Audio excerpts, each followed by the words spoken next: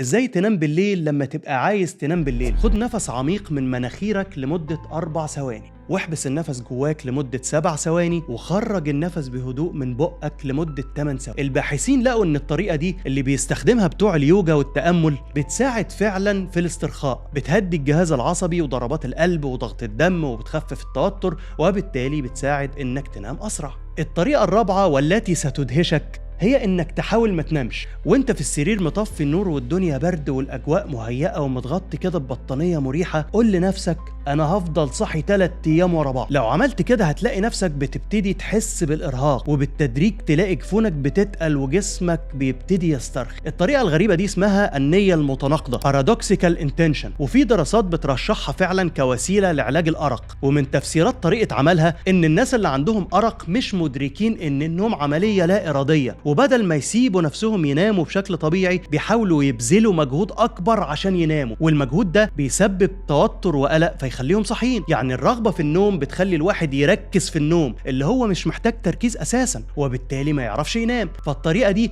بتكسر الدايره فالنوم يجي بشكل طبيعي.